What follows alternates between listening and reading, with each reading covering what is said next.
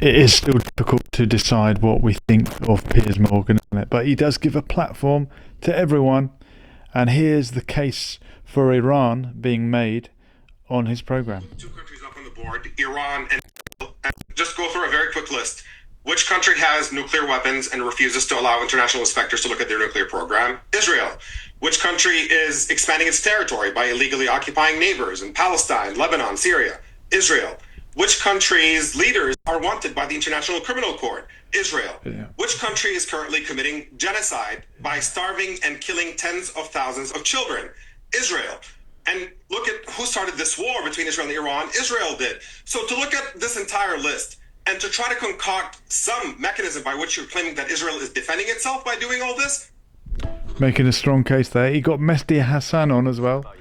Mehdi Hasan taking this guy apart. And you've come back and done exactly what they wanted to do. You've done their propaganda for them. Journalists have not been allowed freely into Gaza. That's why every major media organization on planet Earth has said to the Israeli government, you must allow journalists in. The Palestinian journalists who are there have been killed in record numbers. Yeah. Of course, Piers, you're right. They want to hide what they're doing. That's why they're killing the journalists there and blocking the journalists from coming in. This idea that he's been on the ground. Yeah, I did interview a doctor, a British plastic surgeon, Dr. Tom Patoka. And by the way, he wasn't in the European hospital because the hospital got bombed by Israel. So he was in another hospital, and he talked to me about how he has to treat patients who have maggots in their wounds. He has to treat patients without limbs. He has to treat children. I've interviewed multiple doctors on the ground in Gaza, actually in Gaza, not hanging around with Israeli military. And they've all said the same thing. American doctors, British doctors, Canadian doctors. They've all talked about how many kids they saw with sniper bullets to the head and chest. Israel does intentionally kill civilians. That's why Benjamin Netanyahu and Yoav Gallant were indicted at the International Criminal Court for precisely those charges, for willful killing of Palestinians, for murder and persecution. That's why they've been indicted. That's why every human rights group in the world says war crimes are being committed.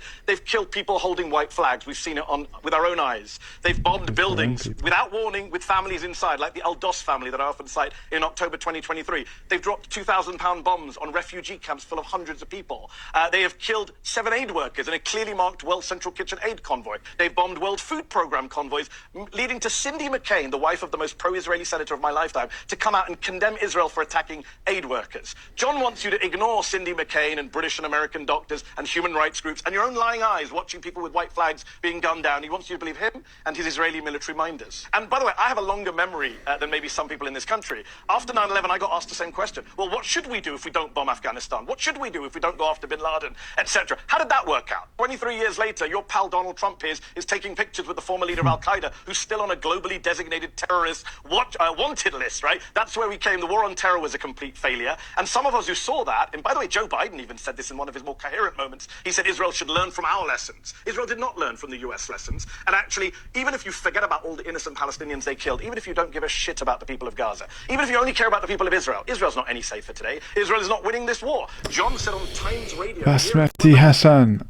So, Piers Morgan, love him or hate him, he is given a platform to these people. He is allowing the Palestinian case to be made. And I think that's a good thing.